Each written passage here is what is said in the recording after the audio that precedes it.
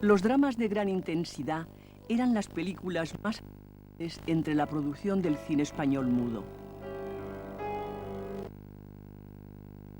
Argumentos sentimentales desarrollados con cierta desmesura, donde se reflejaban todos los prejuicios de la época. Prejuicios que podrían llevar a la protagonista a actos de la mayor desesperación solo por verse deshonrada.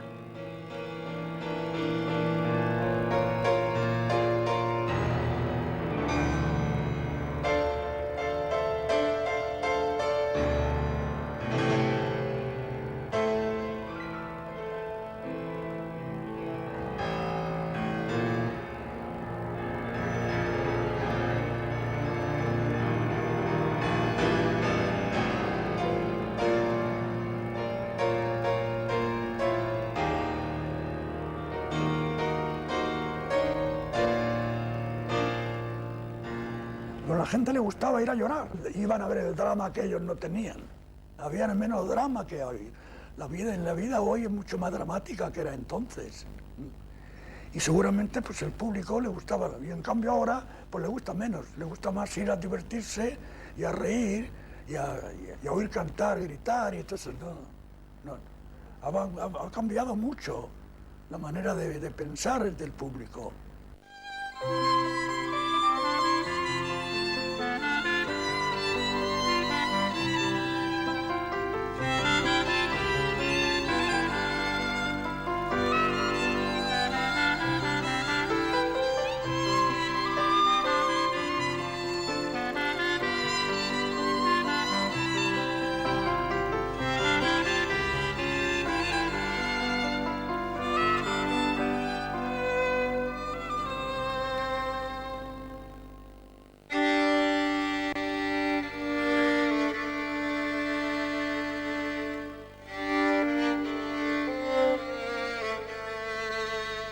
La afición al melodrama es una característica del gusto mundial de la época. Tal vez fuera una herencia de la cultura del folletín, tan extendida a finales del siglo XIX. El entonces boyante cine italiano hizo escuela de excesos dramáticos, como se muestra en esta visión tópica del temperamento español y su propensión a la tragedia sentimental.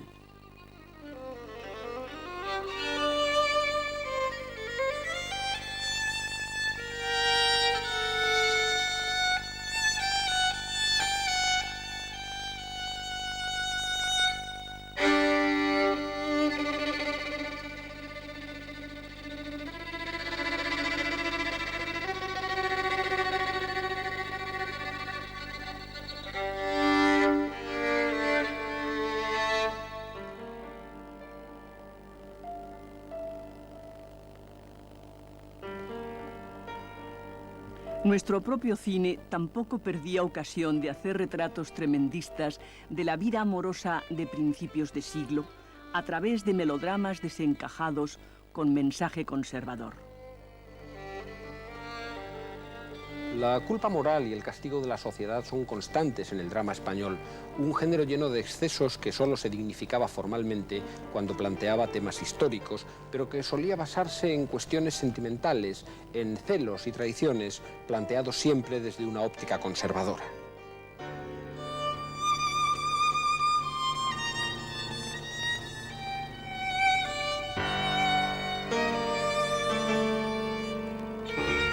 El drama burgués también estaba de moda en el teatro.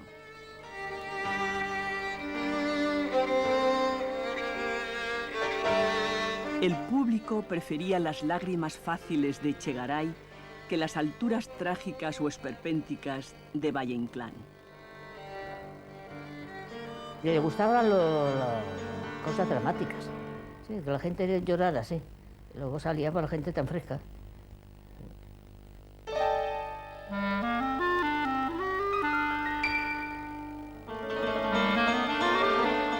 El género no se libró de las servidumbres que lo caracterizaban, ni siquiera cuando detrás de la cámara se encontraban los nombres más prestigiosos de la escena. Es el caso de este drama de Adrià Gual, que también llevó al cine obras de Cervantes, Calderón, Schiller o Tolstoy.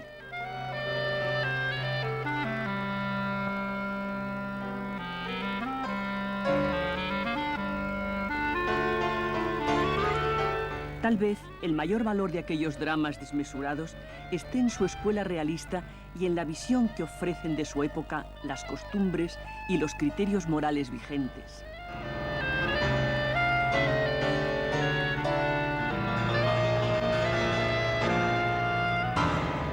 Al mundo hemos venido a sufrir, es uno de los dichos o de los tópicos más habitualmente frecuentados por los españoles, y realmente el cine mudo español parece que lo transitaba o que lo frecuentaba de una manera especial. Realmente el cine mudo español propicia un tipo de drama que en ocasiones más comprometida puede llegar a ser un drama rural, pero casi siempre del drama más garbancero del que se hacía entre nosotros.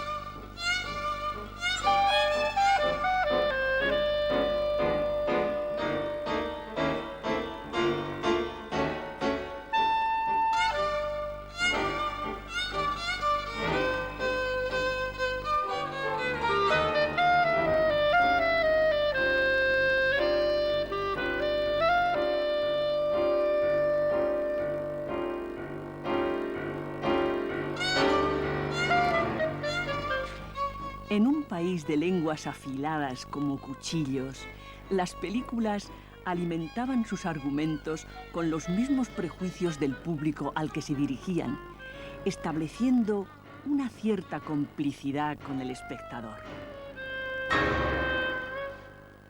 Era un cine pobre y teníamos que agarrarnos siempre a lo mismo, a la españolada. Al hombre celoso, a la mujer celosa, a este que mata al otro por celos, en fin, todo era por el estilo.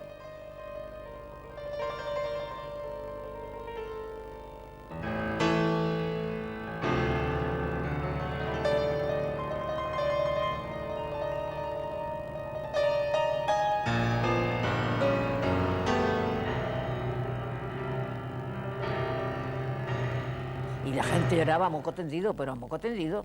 La veía toda la gente con el pañuelo sonándose las narices. Les gustaban esas cosas. A mí no.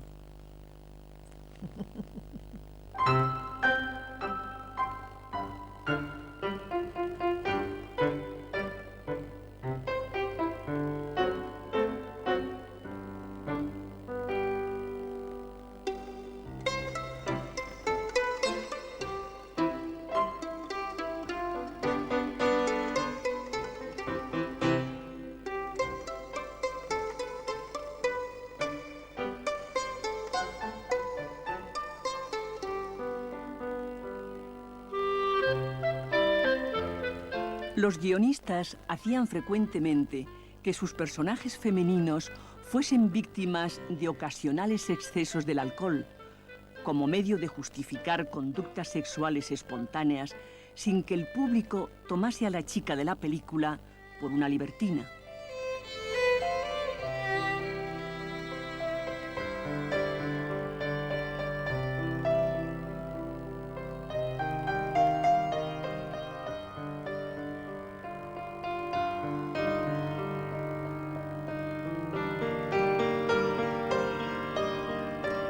Las historias de seducciones y abandonos se repetían como tópico inevitable en los dramas sentimentales.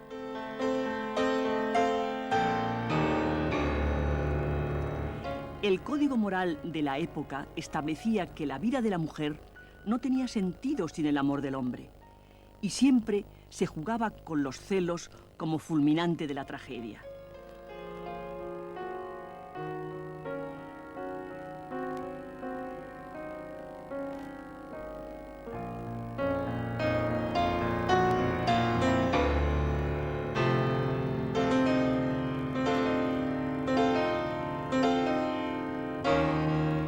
Curiosamente, a diferencia del cine americano, los actos de suicidio no eran ocultados por la censura.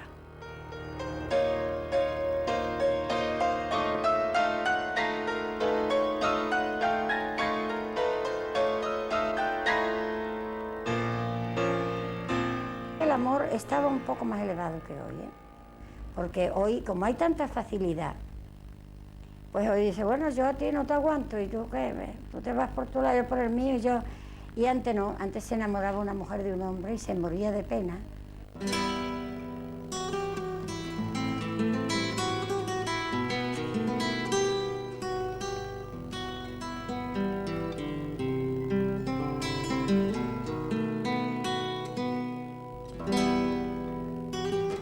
El niño, fruto inevitable del amor prohibido, era otro elemento seguro para provocar emociones.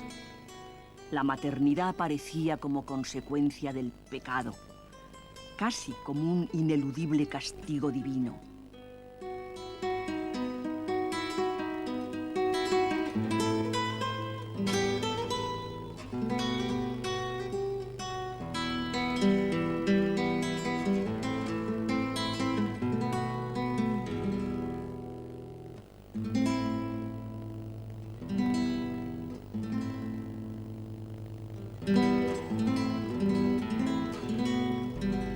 Cuando los guionistas no conseguían unir a la pareja en un final feliz, la mujer pecadora redimía sus pecados en un convento e incluso entregaba santamente su alma a Dios.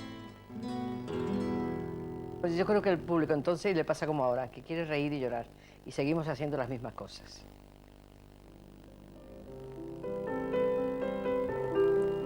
Tal vez entonces se hacía lo mismo que ahora, aunque con una estética distinta y otros valores sociales. Lo cierto es que no hay más que ver los seriales que hoy triunfan en televisión para conjurar cualquier crítica sobre aquellas viejas películas que hacían llorar sin palabras.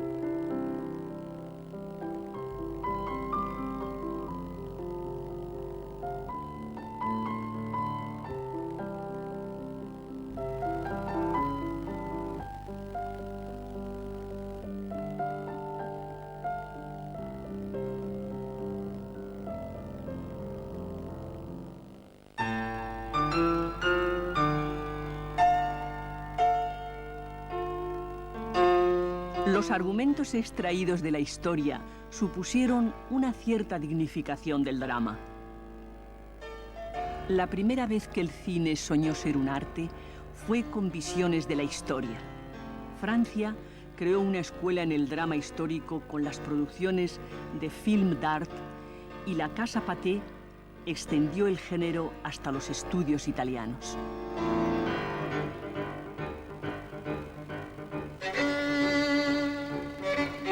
Algunos cineastas italianos recurrieron a episodios de la historia de España, como este Fernando de Castilla de la productora Cines Roma. Su distribución en nuestro país alcanzaría gran éxito, impulsando un género que haría fortuna en el cine español.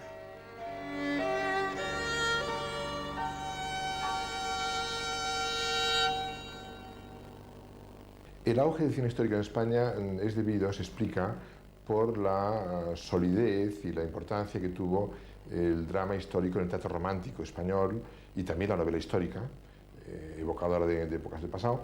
De modo que cuando el cine nace, encuentra una cantidad de argumentos fáciles de adaptar al cine y ahí están todos los episodios.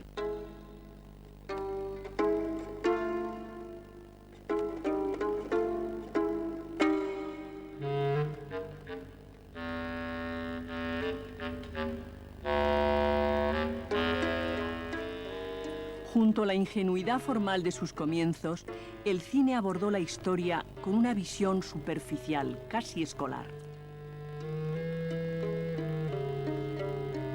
Se pretendía retratar a las glorias del pasado y escenificar las versiones oficiales de los hechos con cierto afán de exaltación de los valores patrios.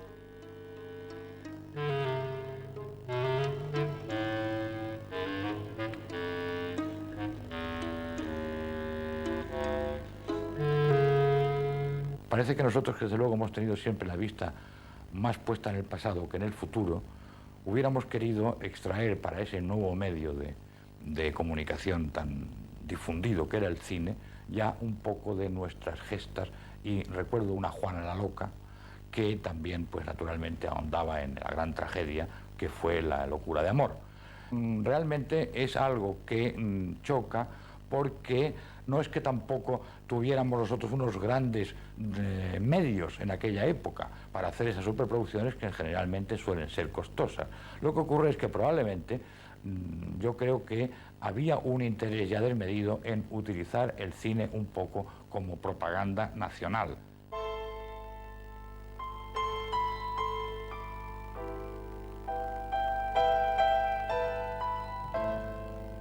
La mayor gesta de la historia de España no podía faltar en nuestro cine. Sin embargo, no sería la débil industria nacional la que afrontase el empeño, sino un grupo de cineastas franceses que, capitaneados por Charles Drossner, rodaron la vida de Cristóbal Colón en algunos de sus escenarios auténticos.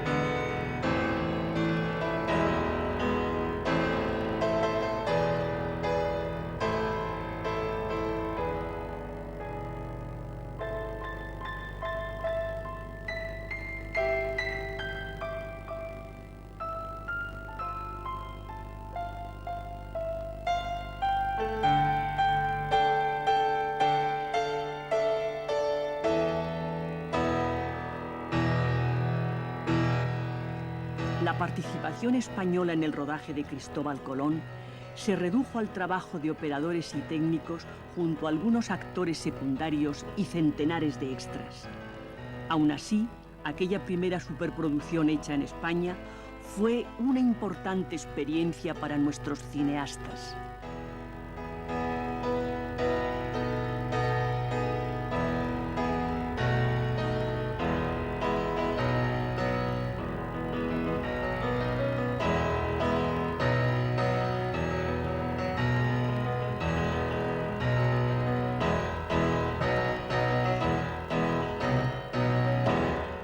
Un dia es va presentar tota una trup francesa i amb el seu capitalista, que era un tal Charles Drossner, i portaven la idea de fer nada menos que la vida de Cristóbal Colón. Allà els vam acollir bé perquè eren bons clients.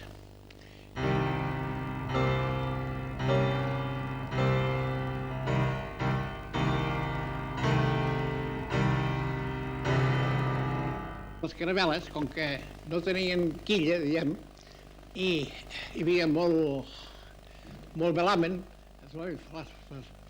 feien així, tant és així, que tothom es va marejar. El Colón va vomitar, els altres per terra, bueno, va ser un desastre.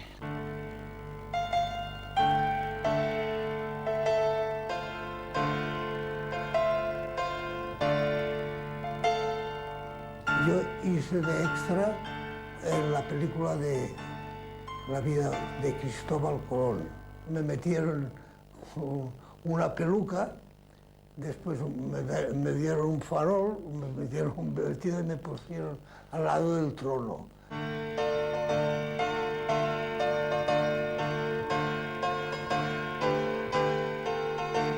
Cristóbal Colón quedó como un hito para nuestro cine histórico, pero también fue una oportunidad perdida para desarrollar los estudios catalanes como alternativa en una Europa paralizada por la guerra. A la larga, Hollywood sería el único beneficiado por el caos europeo. Nuestra industria quedaría anclada en la pobreza y los métodos artesanales.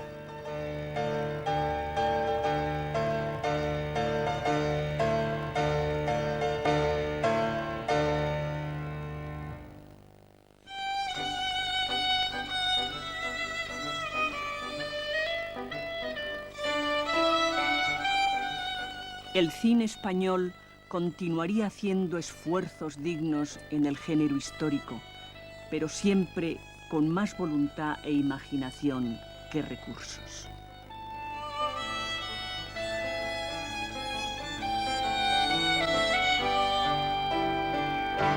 Con los patines de niño, los cerraban, los cruzaban, hacían un triángulo, la rueda de delante, las dos ruedas de atrás, se montaba la cámara con los ganchos en los agujeros que había, se tiraba una cuerda abajo para atarlo bien y el operador iba rodando, dando a la manivela. Yo, que entonces era ayudante de operador, regulaba el foco, el ayudante de cóndor empujaba y así hacíamos un traveling.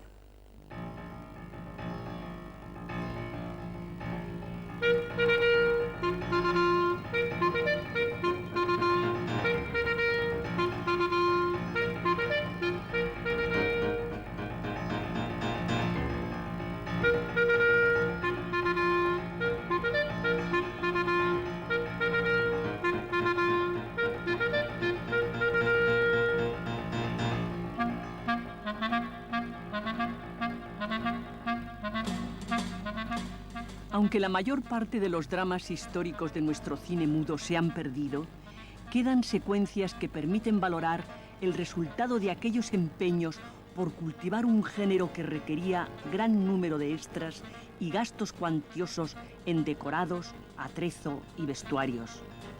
Se hicieron películas épicas, vibrantes, que habrían merecido mejor destino que la descomposición de sus imágenes o el olvido.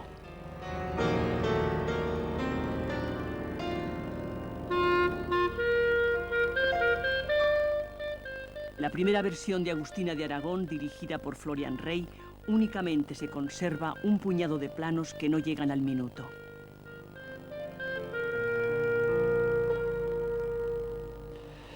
Hombre, yo creo que son esfuerzos de cierta interés y cierta calidad por hacer un cine que entonces se hacía fuera, y hay películas como Prim, que está muy bien hecha, y hay una adecuación, esa copia de famosos cuadros del siglo XIX que reflejan momentos históricos.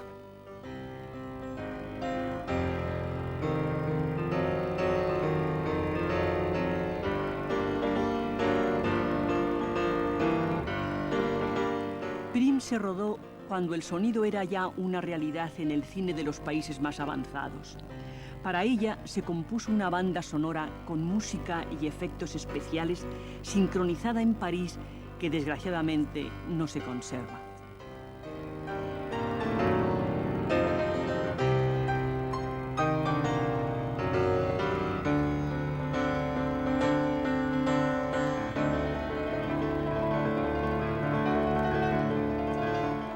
La llegada del sonido acentuó la crisis crónica de la producción en nuestro cine.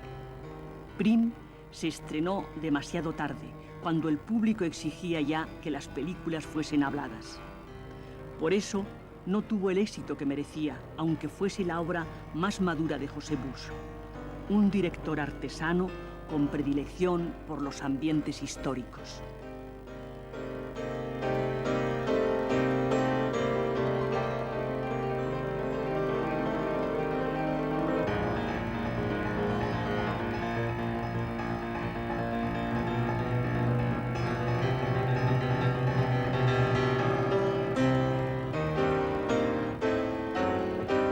El auge del género histórico llegaría precisamente con el sonido, años más tarde, con el cine de resonancias imperiales de Cifesa. Pero aquel cine histórico sería ya otra historia.